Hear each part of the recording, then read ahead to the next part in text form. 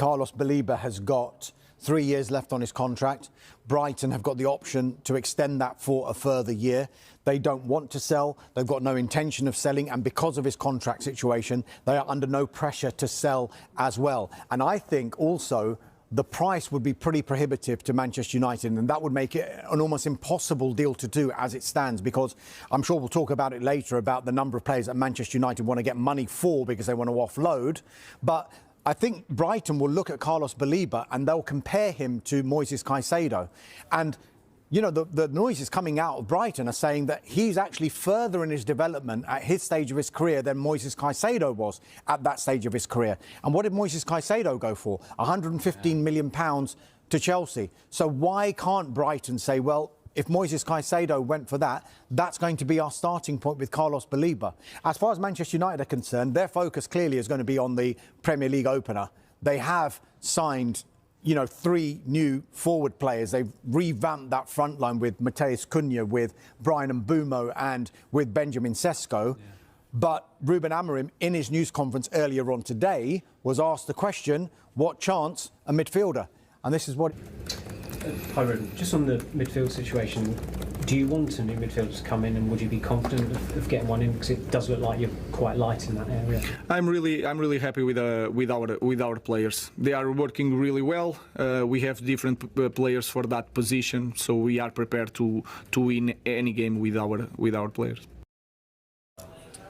Well, in terms of trying to transform their fortunes, Manchester United are definitely backing Ruben Amorim in the transfer market. That's fair to say, with that front line. But how significant a change would it be to get in a player like Carlos Baleba, despite the fact, as Dharmesh has said, this would be a difficult deal to do?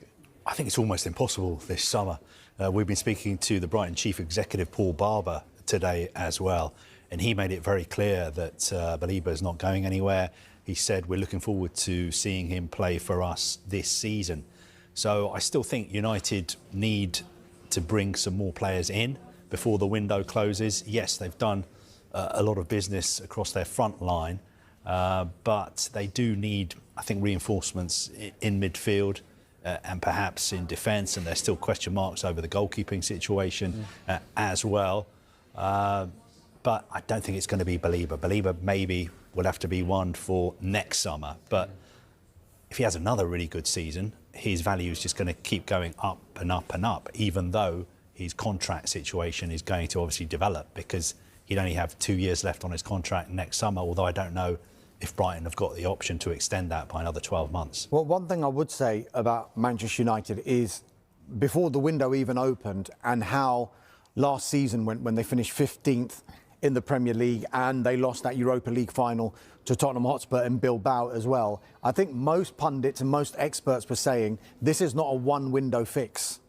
This is 2, 3, 4 windows it's going to take before Manchester United can really begin to challenge again.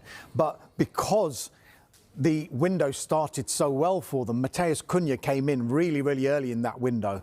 Bryan Mbeumo, there was lots of talk, and even though it was only sorted out a few weeks ago, there was a knowledge that that deal was going to happen. So people were getting pretty excited. Look, Cunha's done, and Mbeumo's done. Oh, can they get a striker? Oh, they've got Sesko. And now they're getting a little bit greedy, for want of a better word. Oh, why don't we just not sign the midfielder now? And they're thinking about, oh, we could challenge for top 4 here.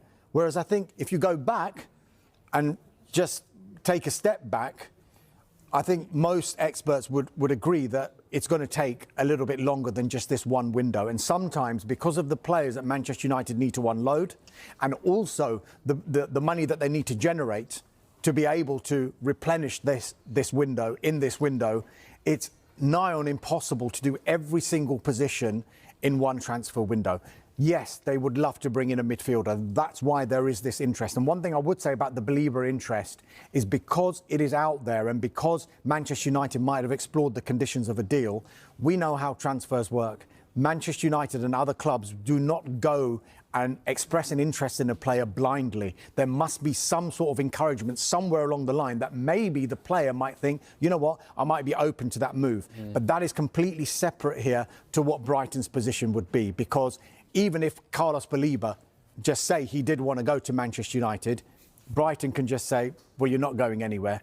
You've got 3 years left on your contract. We've got a year's option. And if we are to let you go, then it's going to be over £100 million. And people will say, well, you can compare that to the Alexander Isak situation. And so why are people saying, well, it's still potentially going to happen to Liverpool?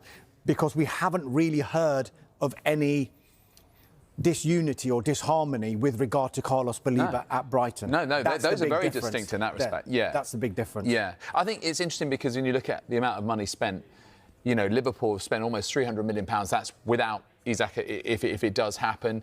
Chelsea have spent around £250 million.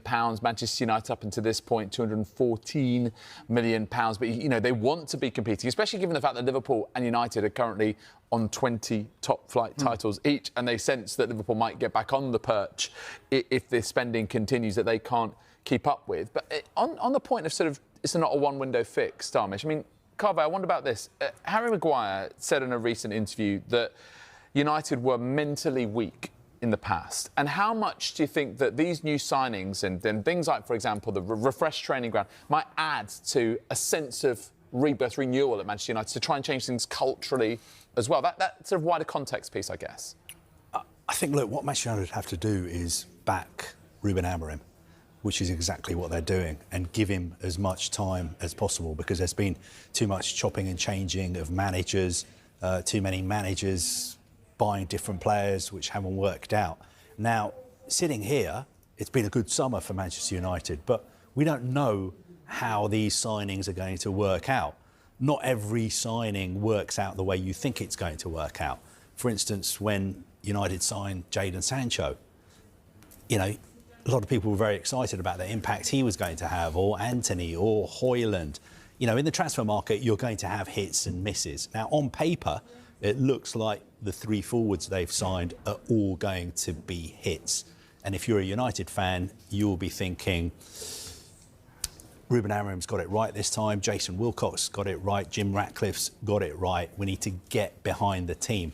But remember, United are not going to be challenging for the title this season. The aim is just to get back into Europe. It's going to take a few steps, and it's going to take quite a few transfer windows as well.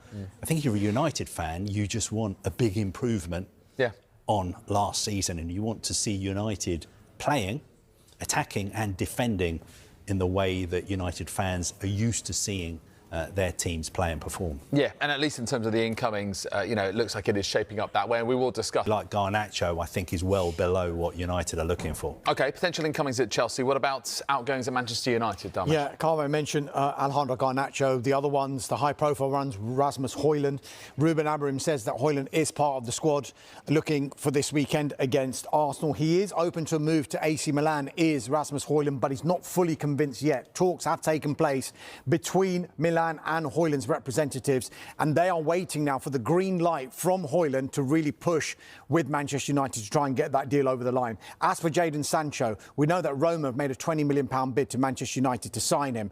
Roma are now speaking to Jadon Sancho's representatives to tell them about the project and also the terms of a contract. Again, if they are given encouragement that Sancho would be open to the move, then Roma would then push with Manchester United to try and generate a deal between the two clubs before, hopefully for them, if they want him, signing Jadon Sancho.